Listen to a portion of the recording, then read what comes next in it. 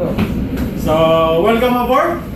Welcome to Dan Hill, our third session for financial training about the stock market 101 for seafarers. Okay, so let's start with the wisdom objective. What is the objective of this training? So the first one is you will able to learn about the fundamentals of the stock market. No?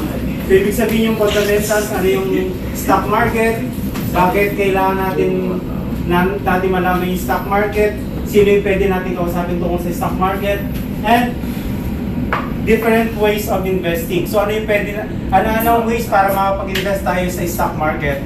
At yung pangatlo is pwede tayong kumita ng passive income while on board ship. So madali tayong kumita ng passive income. Ibig sabihin ng passive income, even though na wala tayong ginagawa, kumikita tayo ng pera, no? So para sa Dota, no? So kahit wala kang ginagawa, automatic umaatake. Kumbaga sa pera natin, automatic yung pera natin kumikita sa stock market. So yun yung passive base. So tayo, nagtatrabaho tayo dito sa barko, at the same time yung pera, nagtatrabaho para sa atin through the stock market. So passive income. So ano nga ba yung stock market? So yung previous days, last 2 weeks, ano yung stock market? Neil? Nakalimutan na. Okay. Doon pa sa isip. Okay. So yung stock market, ito yung lugar kung saan tayo bumibili tsaka nagbebenta. Okay? Yun nga lang, imbes na bumibili tayo ng pagkain, cellphone, mga gadgets, ang binibili natin sa stock market ay yung mga shares ng mga stocks o mga publicly listed corporations. Okay? So ngayon, yung company kaya sila pumapasok sa stock market para gamitin yung pera para mag-grow yung company nila. So para mag-grow yung company, kailangan nila ng investor. So kaya ngayon, binibenta nila yung shares. So tayo, bibili tayo ng shares. So ngayon, magiging investor na tayo. So ngayon, yung shares na binibili natin tumataas kapag yung market ay mataas yung demand. Okay, so pag mataas yung demand ng isang stocks na binabili mo, yung tendency yung stocks tataas. Okay? Pero pag yung stocks naman pababa, yung supply naman sobrang marami, so ngayon ang tendency yung stock naman bababa. Okay? So yun yung basic ng stock market, no? Okay, so who are the participants sa mga stock market? So meron tayong yung mga stockholders, no? So bali 4 yan, no? So yung nagre-regulate ng stock market, yung buy and sell, is yung PSE or the Philippine Stock Exchange. So meron dalawang main office ng Philippine Stocks, meron tayo sa Makati tsaka sa Pasig. Okay? Then yung pangalawa, kailangan meron mga publicly listed na mga company. So total ang mga publicly listed na company around 265 companies. So pwede ka mamili doon. Of course, kailangan para makabili ka ng stocks, kailangan mo ng stock broker.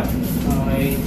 So ngayon, yung mga hawak na ng stocks, ang tawag sa kanila, stockholders o yung mga investor. Okay, so yun yung 4, no? So PSE stands for Philippine Stock Exchange. Very good, no? So the Philippine Stock Exchange, the private organization that provides and ensures a fair, efficient, transparent, and orderly market for buying and selling of securities. Okay? So pag narinig yung term na securities, ibig sabihin yan yung stocks. Okay? So stocks din ibig sabihin ng securities. Okay, so there are 6 different sector ng stocks. Meron tayong tinatawag na financial sectors, no? Merong financial. Okay, ito yung mga bank. Okay? Pangalawang sector, meron tinatawag na industrial. Okay. Then pangatlo, holding firms. Okay. Holding firms. Pangapat, services, no? Services. Bali-anim lang siya, no? Services, mining and oil. Yung mga petrol, Yung mga petrol, no? And then yung pang-anim is yung property, yung mga nagde-develop ng mga real estate.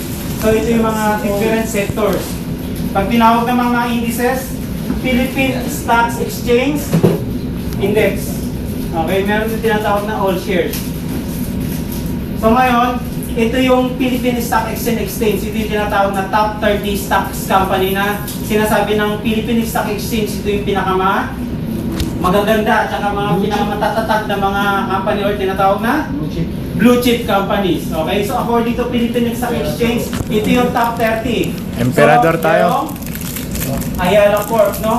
So ang stock code niyan is EC. Okay? Kapag nakita mo Built Bank of Philippines Islands, ang stock code niyan, BPI.